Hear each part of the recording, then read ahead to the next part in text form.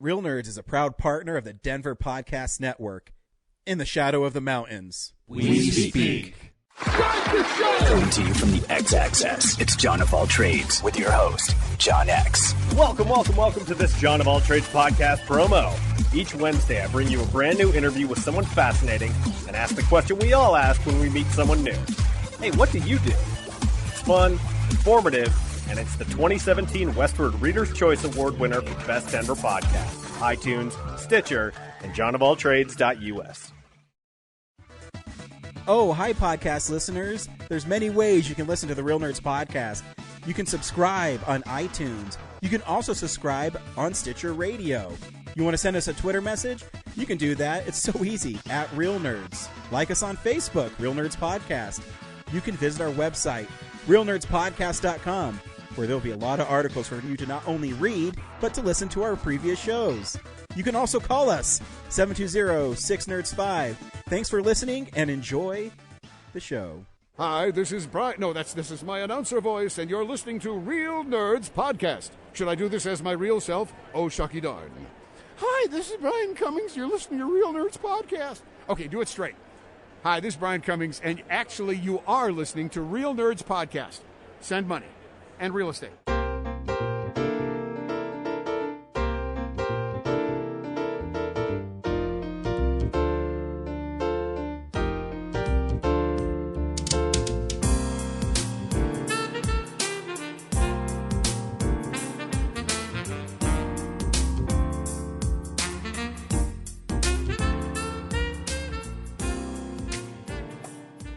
Welcome to another Real Nerds Podcast interview from Denver Pop Culture Con 2019.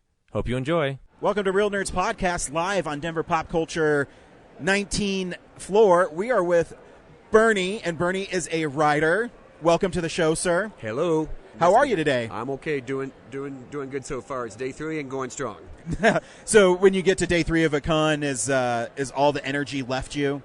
Well, no, I'm still going good. This is the day where I spent the last 2 days, everyone says, I can't buy it now, but I'll buy it later, and I'll buy it later. Well, now it's later, and I'm good to go.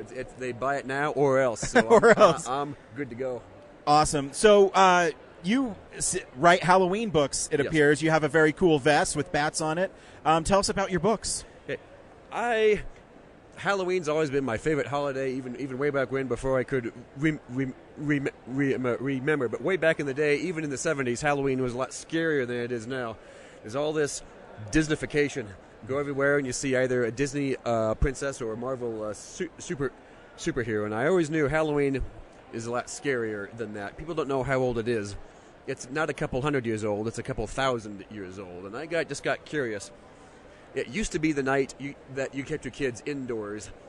What were they scared of way back when? In the old Irish Celt days, the holiday, the culture that brought this holiday to America, the old Irish Celts, they were afraid of stuff that would turn your hair white, and it's just been lost to history, whitewashed over so many vampire and Frankenstein movies. And I wanted to bring the real Halloween back, the scary one. So I've written a book here that deals with the only people left in America trying to keep Halloween scary. Who are these people? It's the cosplayers, it's the home haunters, and the heroes of my book are haunted house actors. They're constantly pushing back against people who say, this is supposed to be a kid's holiday. No, it isn't. It's supposed to be scary, scary, scary. And then the Irish monsters, they wake up, they pop back up, and my heroes find themselves as the only people left who are still scary. You know, back in the day, scary costumes were a defense. Jack-o'-lanterns were a defense to keep you alive on the night where if you were caught outside, you'd be killed dead. And afraid an Elsa or a Thor costume on Halloween just ain't gonna cut it.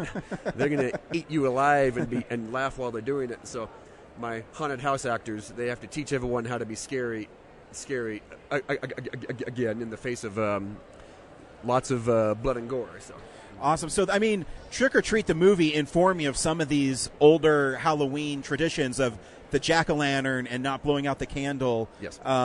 How did you find research on all this? Where does one go to find old school Halloween scary stuff? Well, there's all kinds of old school.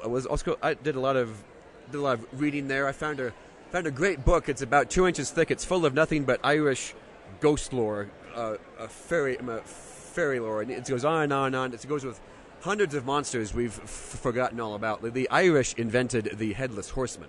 He was their version of the Grim Reaper. Only he had his head. He just carried it in his hand, but he was the one. If you're going to die, he'd come and grab you. And I found there's all kinds of nifty stuff like that. And if you just go looking in the local library, even on the internet, Wikipedia has some stuff you've never heard of as well. So I chose the best ofs. Like you mentioned, a Trick or Treat, Sam there. Mm-hmm. You've heard of Sam Hain, or it's pronounced Samhain. The M is silent. But Halloween also used to be called, a long time ago, a Puka's Night.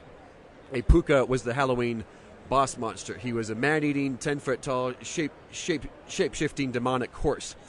He would, on the Halloween was the last night of the harvest. You had to leave out some of your food on your front porch, or he would come and eat you. That's the origin of trick or treating, right then and there.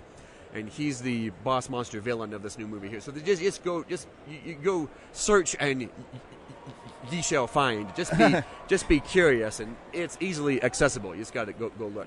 What do you think is the scariest Halloween monster? Some reason. It always stuck with me. I always had a thing for the headless horseman. I don't know why, because he doesn't monologue. I suppose he just either tramples you over or impales you with a sword. I always liked him, man of a few words. But now more have been introduced to the Puka here, the shape-shifting thing. He was shape-shifting before Stephen King's It was. You know, he predates that by about 1,000 years. So he's. I love a good.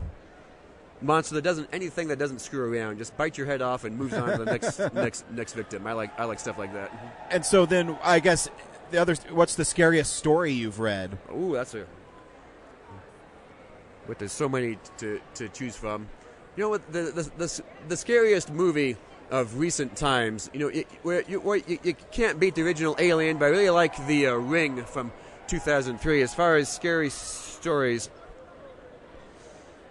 maybe I'm hard to scare. I'd have to go back. You know, a movie has that immersive environment. But I've read The Halloween Tree by Ray Bradbury. I've read Something Wicked, This Way Comes.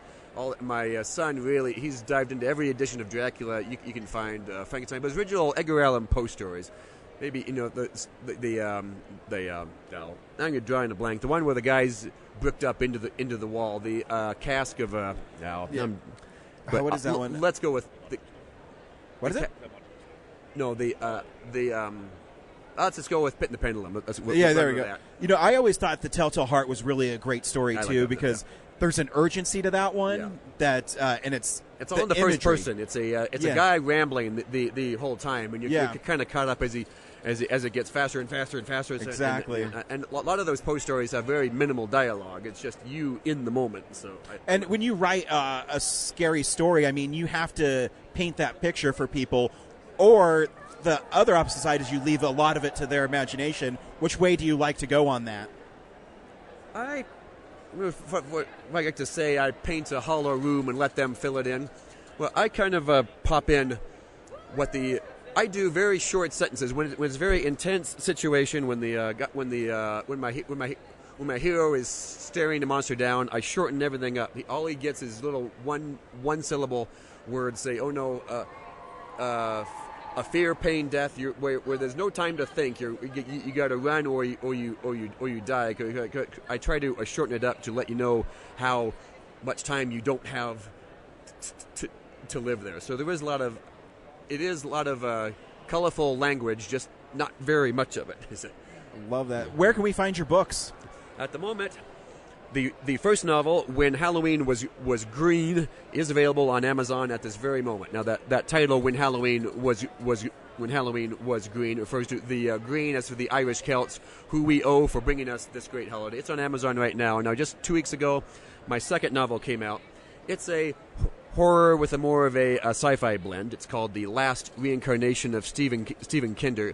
It's about aliens in that same situation. Aliens which exist just outside of human perception, and they enjoy screwing with us, as it were. They're ruining our lives, or they're observing us. They're sticking it to us. We can't do a dang thing about it until one guy discovers, well, he can see them, and yes, maybe I better do something about it. And that one's also a lot of introspective mood fiction where when he goes into the realm where the aliens are, he can see them and he doesn't understand it. And this one's told in the first person, so it's a lot of sparse language, like oh no, ooh, ah, but it lets you fill in a great deal. I can't beat your imagination. You know what? When you give someone a chance, they'll write their own book in their head. They'll tell their own story, and they'll write it best for them because they know how their own imagination works. Now, and this book, The Last Reincarnation of Stephen Kinder, just barely came out. It's not even on Amazon yet. Anyone who's bought one at this convention, they've seen it before the world does. They get it first. Very cool. Well, thanks for taking time out of your busy day to sit with us. We appreciate it. Thank you. You got it. This has been another Real Nerds Podcast interview from Denver Pop Culture Con 2019. See you next year.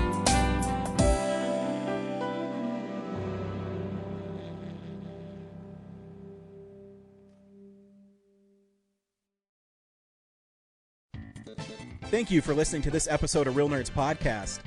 Real Nerds Podcast is a production of Nebulous Visions Multimedia. Thank you to Sparks Mandrill and Plan 9 Studios for our kick-ass theme song.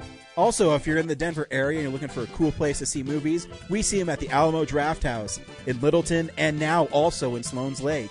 Thank you to Colorado Coins, Cards, and Comics for supplying us with all our comic needs, especially you, Andrew. You know who you are. And a big shout out to James's mom. I'm giving you an electronic hug that you can feel through the airwaves. Thanks for listening, and have a nice day.